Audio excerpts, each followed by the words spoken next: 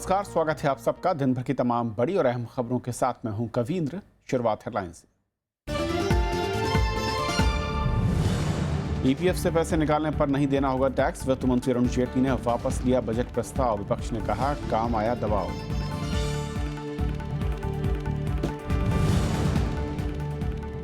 असहिष्णुता, महंगाई, कालेधन के मुद्दे पर वित्त मंत्री ने किया सरकार का बचाव। विपक्ष का सरकार पर फांसीवाद का सिद्धांत थोपने का आरोप। प्रधानमंत्री कल देंगे संसद में जवाब।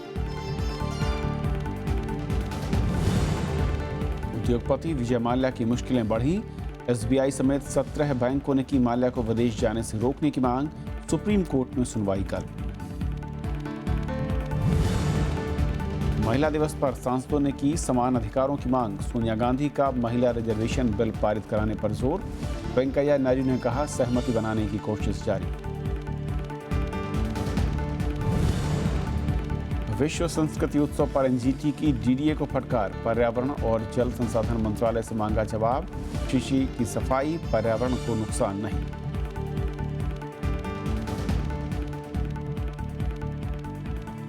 और आइए देखते हैं पहली खबर।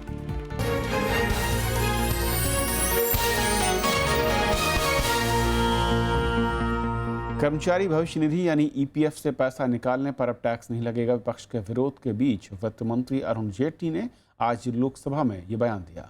विपक्षी दलों ने कहा कि श्रमिक विरोधी इस प्रस्ताव को वापस लेना जरूरी था। ईपीएफ से पैसा निकालते वक्त अब कर्मचारियों को टैक्स नहीं देना होगा।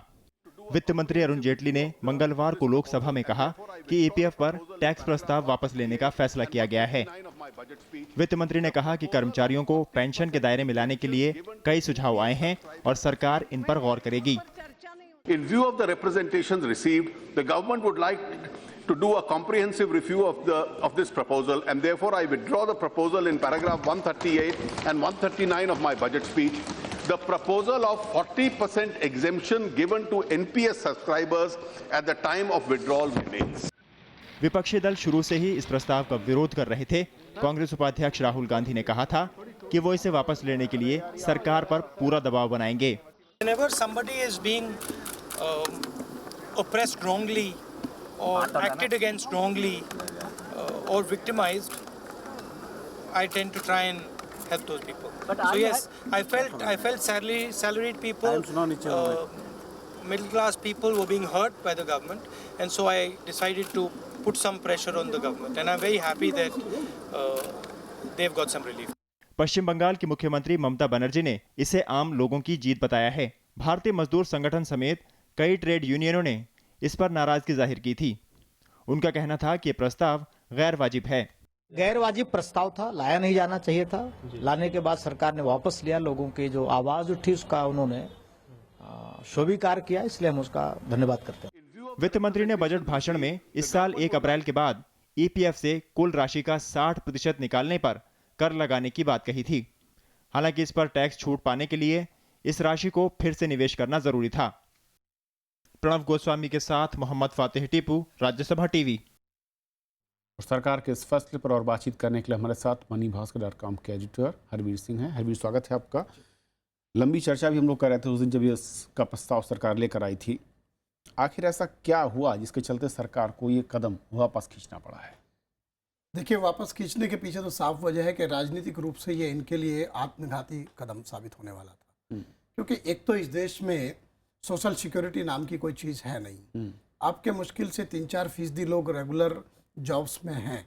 उनके पास ये सरकारी नौकरियों को छोड़ दें 1-1.5% लोगों को, बाकी जो प्राइवेट सेक्टर में लोग हैं उनके पास सोशल सिक्योरिटी का यही एक विकल्प है कि वो ईपीएफ में जो उनका पैसा कटता है उसके ऊपर जो जमा होता है उनके पूरे नौकरी के कार्यकाल में, और उस पर जो ब्याज मिलता है। लेकिन सरकार जो है उसका एजेंडा अभी भी जिस तरीके से इन्होंने पेश किया था वो लग रहा था वो कहीं ना कहीं किसी एक सेट ऑफ बिजनेस कम्युनिटी को खुश करने वाला था। मैं बड़ा इसमें साफ कह रहा हूँ, क्योंकि एक दबाव है सरकार के ऊपर। जो न्यू पेंशन सिस्टम जो लागू किया गया है, न्यू पेंशन स्कीम्स, उनको जो लाने वाले फंड हैं वो उनको उस तरीके का पैसा नहीं मिल रहा है। यानी वो रिस्पॉन्स जो उम्मीद कर रहे थे, वो जो उम्मीद कर रहे थे वो नहीं हो रहा है। तो इनको लगा कि आप जो है इसको टैक्स कर दीजिएगा, तो मजबूरी में लोग या दबाव में लोग जो है वहां पर पैसा लगा दें, Switch over क्योंकि करेंगे। ये जो पैसा था, देखिए एक तो सरकार का आप लैंग्वेज देखिए, हम्म, वो कहते हैं कि 40% टैक्स फ्री होगा। वो ये नहीं कह रहे कि 60% पे टैक्स लगेगा। अब जो बयान था, जब बजट में जो भाषण में जो यूज किया बिल्कुल मुझे गया, याद है। 40% लोगों के दिमाग में जाए, 60% पे टैक्स टैक्स लगेगा, लगेगा, ये ये दिमाग में ना जाए। तो ये जो शब्दों का चयन जो है, ये बहुत ही सोच समझकर, जैसे एक वकील की जो भाषा जिस तरह होती है उसमें बहुत कुछ छिपा होता है, उस तरह से इस्तेमाल किया गया। साथ में इसी तरह कहा कि जो एनपीएस है उसका 40% विड्रॉल भी टैक्स फ्री टैक्स फ्री होगा। होगा। तो हमने दोनों को बराबर कर दिया। हम देश में पेंशनाइज्ड एक सोसाइटी बनाना चाहते हैं, लोग पेंशन जीवन भर उनको पेंशन मिले, जिससे कि उनका बाकी का जीवन सुरक्षित रहे आर्थिक रूप से। लेकिन ये सवाल है कि ये उन्हीं के पैसों को जबरदस्ती आप वहां ले जा करके ले जाना चाहते हैं, ये फ्लेक्सिबिलिटी आप उससे छीनना चाहते हैं। और हमारे देश में अभी भी जो इस तरह का मध्यम वर्ग है, उसके पास जो पूंजी जमा होती है, उसके बहुत सारी सामाजिक जिम्मेदारियां भी होती हैं, उसको लेकर के उसकी अपनी प्लान होती है। तो आप उससे ये क्यों छीनना चाहते हो? उसने जीवन भर जो टैक्स आपको दिया, उसके बदले में क्या आपने कोई सोशल सिक्योरिटी स्कीम उसके लिए खड़ी की? लेकिन जो उसने बचाया आपका टैक्स देने के बाद, वो भी, उस पर भी आप टैक्स लगाना चाहते हैं। और कहीं ना कहीं इस तरह की भी जो बिजनेस वर्ल्ड में इस तरह की भी चर्चाएं हैं कि जो 49% जो एफडीआई अलाउ किया गया इसमें आपका बीमा में, उसमें यह था कि जो विदेशी फंड है, कहीं गिव एंड टेक था कि हम आपको बिजनेस देंगे। बिजनेस कैसे देंगे? कि हम जो है एक बल्क मनी अवेलेबल हो जाएगी अगर इस तरह का एक रूट निकाल के हम ले आए। क्योंकि जो इशू है यानी आप ये कह रहे हैं कि असली खेल उन प्राइवेट खिलाड़ियों को एक बाजार या जमीन देने की थी, जमीन देने की है। और उसमें बार बार ये कहा गया कि नहीं, इसका सिर्फ जो आपका ब्याज वाला जो हिस्सा है, सिर्फ वही टैक्स होगा। ब्याज वाला हिस्सा काफी बड़ा हो जाता है इतने वर्षों में, 30 साल की नौकरी में जो है। तो आप इस तरह से कैसे कह रहे हैं? दूसरे ये है कि इतना बड़ा पैसा अगर ये पेंशन फंडों को मिलता, जो कि इनका जो प्रपोजल था बजट में, 60% पैसा, आप इमेजिन करो कि कितना बड़ा फंड जो है उनको मिलता, तो उनका धंधा तो पहले ही दिन चमक गया था। तो और ये तो अभी आप अप्रैल के बाद जो कंट्रीब्यूशन होता है, बहुत सारे लोग रिटायर होने लगते, तो वो सारा पैसा, और रिटायर नहीं भी होते तो जो लोग जिन पूरी नौकरी नहीं कर पाते और उनको विड्रॉल करना पड़ता है, तो वो सारा टैक्सेबल हो जाता है। तो ये जिस तरीके से प्लान किया गया था, और आप इकोनॉमिक सर्वे देखिए, हमने चर्चा भी किया था उस पर, कि हमारे चीफ इकोनॉमिक एडवाइजर वो मानते हैं कि जो लोग 4 लाख 5 लाख का जिनका टैक्सेबल इनकम है, वो एफ्लुएंट क्लास है, वो वेल ऑफ है, उन सब के ऊपर टैक्स लगाना चाहिए। और वो तो आपका जो पीपीएफ भी थोड़ा बहुत लोग बचा के वहां जमा करते हैं, उसको भी टैक्स के दायरे में लाने के समर्थक है। तो जमीनी हकीकत को ध्यान में न रख के जो ऊपर ये तमाम सारे जो बाबुओं ने और इकोनॉमिस्ट ने जो एक बुना था अपना ये जाल जो है, उसमें वो खुद ही उलझ के रह गए। क्योंकि अगले ही दिन सफाई आनी शुरू हो गई, नहीं हम ये करेंगे, अच्छा हम सफाई देंगे, पहले ये कहा गया, वापस लेने के बाद इसको हम क्लियर कर देंगे, बयान जारी किए गए। लेकिन अल्टीमेटली जब इसका विरोध राजनीतिक रूप से और जो वर्कर्स हैं उनमें और पूरे मिडिल क्लास में, और आने वाले चुनाव को शायद देखते हुए, बिल्कुल कई राज्यों में अभी चुनाव होने वाले हैं, तो उसका नतीजा जो है उसमें काफी बड़े पैमाने पे देखने को मिलता है। दूसरे ये ऐसा सेक्शन है समाज का जो थोड़ा वोकल भी है, जो अपनी बात करता है, जो चर्चा करता है, तो उससे एक व्यू मेकिंग होती है। तो आपके अगेंस्ट पहले ही दिन ऐसा एक माहौल बनने लगा था जो इकोनॉमिकल, जो पॉलिटिकली आपके लिए घातक है। यानी कह सकते हैं कि इस बार मुखर होने का फायदा उस वर्ग ने लिया है जो कि आम तौर पर कहा जाता है कि सरकार के चाबुक या उसके दबाव पर बोलता नहीं है, मौन स्वीकृत देता है। फिलहाल बहुत बहुत शुक्रिया आपका चर्चा में शामिल होने के लिए। और ये थी हमारी पहली खबर। छोटा सा ब्रेक के उस पार दिन भर की बड़ी खबरें।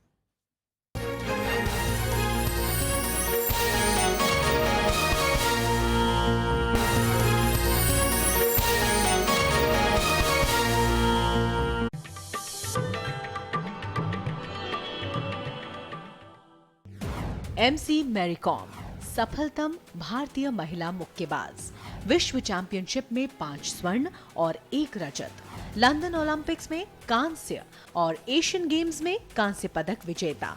5 फीट 2 इंच लंबी मैरी को किया जाता है दुनिया की सफलतम महिला मुक्केबाजों में शुमार। खेलों में वरिष्ठ योगदान के लिए उन्हें मिले हैं पद्म भूषण, अर्जुन अवार्ड और राजीव गांधी खेल रत्न पुरस्कार।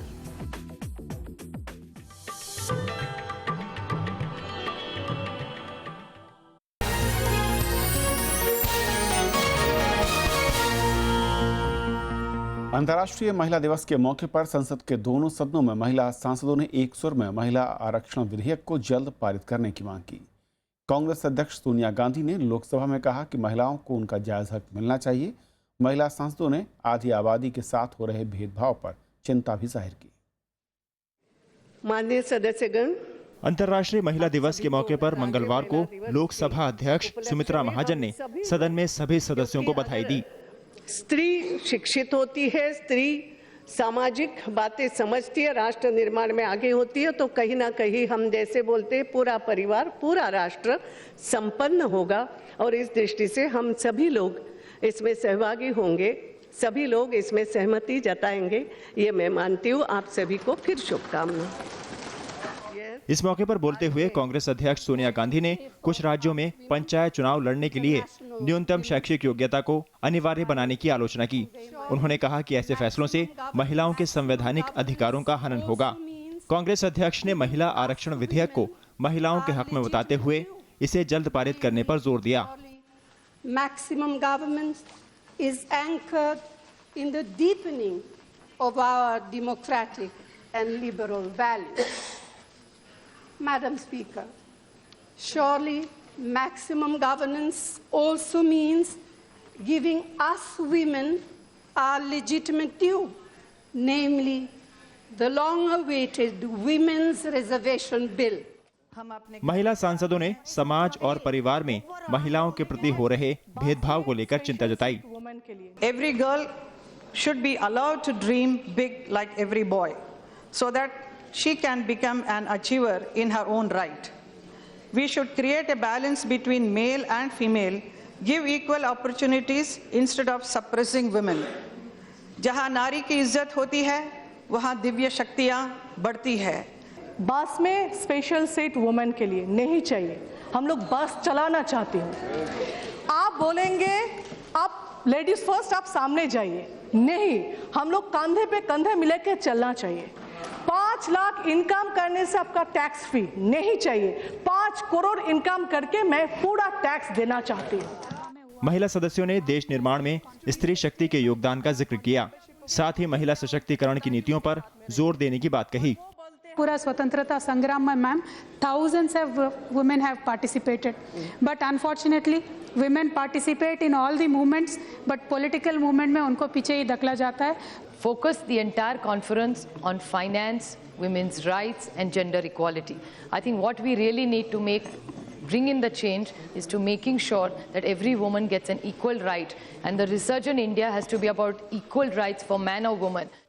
प्रधानमंत्री नरेंद्र मोदी ने अंतर्राष्ट्रीय महिला दिवस के मौके पर ट्वीट कर सबको बधाई दी। उन्होंने समाज में महिलाओं की अहम भूमिका को सराहा और उनके योगदान को सलाम किया। प्रणब गोस्वामी, राज्यसभा टीवी।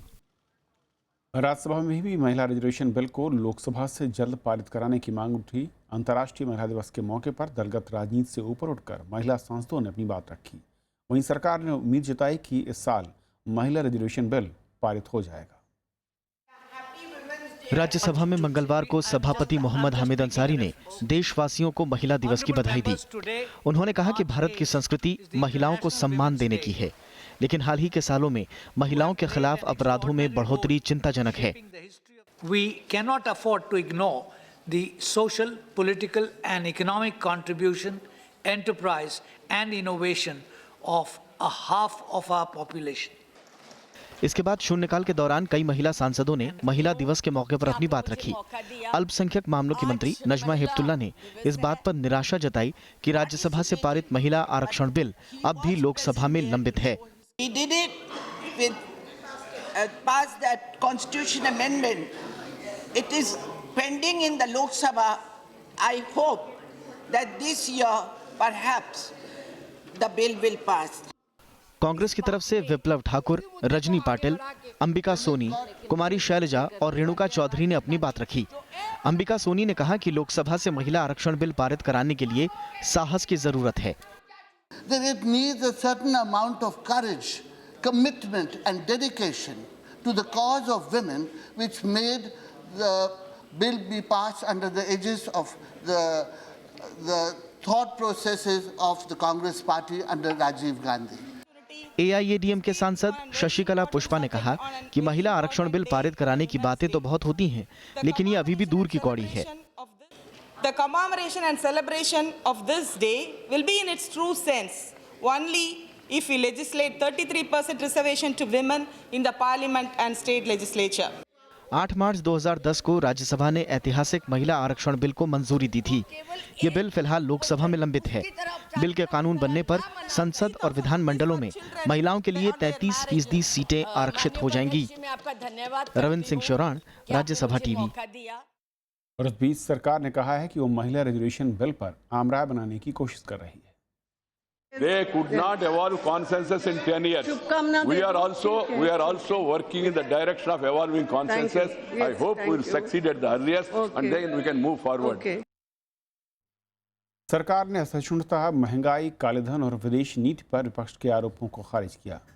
राज्यसभा में राष्ट्रपति के अभिभाषण पर चर्चा के दौरान वित्त मंत्री अरुण जेटली ने कहा कि कालेधन को वापस लाने में सरकार पूरी तरह गंभीर है और इससे जुड़ी योजना कारगर साबित हुई है।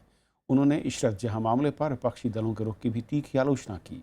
चर्चा के दौरान विपक्षी दलों ने देशद्रोह बनाम राष्ट्रवाद की बहस के जरिए सरकार को घेरने की कोशिश भी की। मंगलवार को राज्यसभा में राष्ट्रपति के अभिभाषण पर धन्यवाद प्रस्ताव पर चर्चा के दौरान वित्त मंत्री अरुण जेटली ने विपक्ष के सभी आरोपों को खारिज किया। उन्होंने कहा कि वैश्विक आर्थिक संकट के बीच भारत की अर्थव्यवस्था तरक्की कर रही है।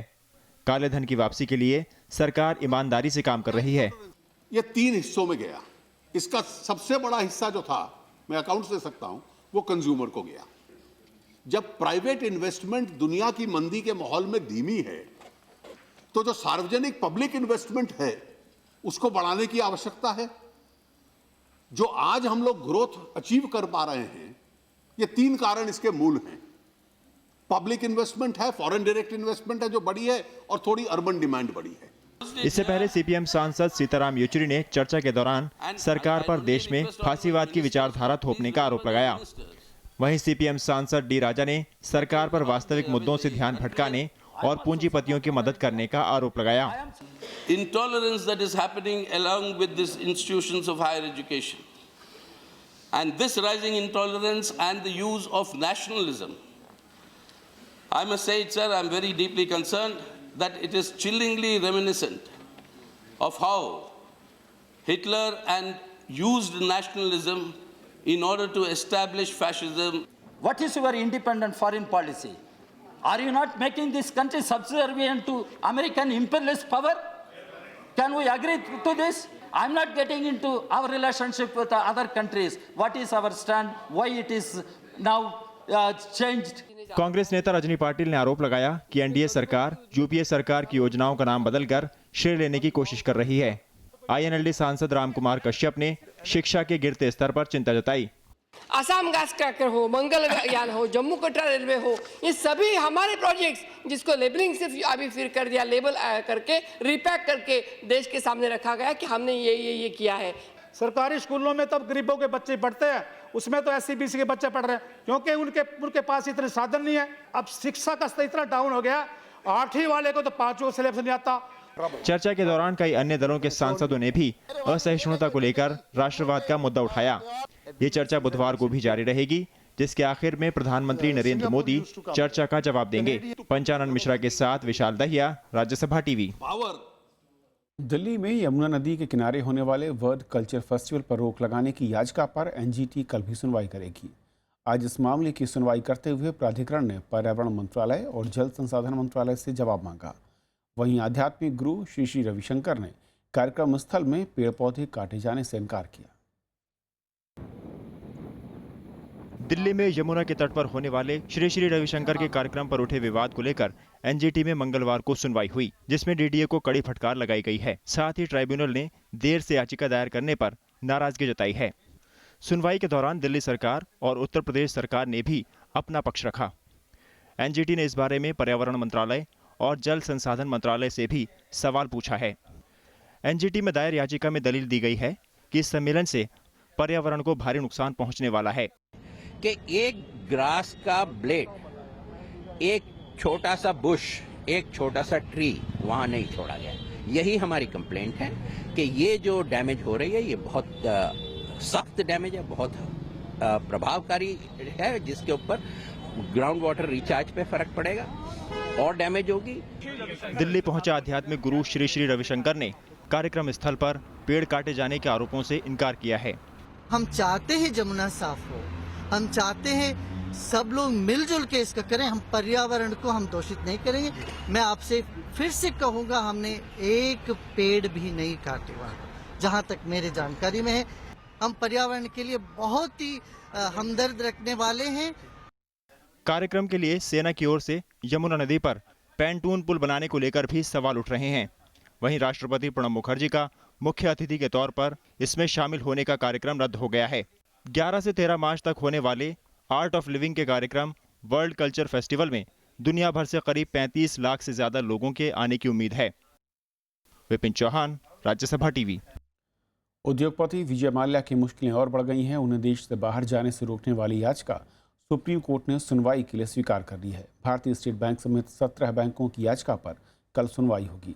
दरअसल माल्या की कई कंपनियों पर बैंकों का हजारों करोड़ रुपए का बकाया है और सोमवार को माल्या को कर्ज वसूली न्यायाधिकरण से भी एक झटका लगा था। न्यायाधिकरण ने ब्रिटेन की डियाजियो कंपनी से 515 करोड़ रुपए निकालने पर रोक लगा दी है।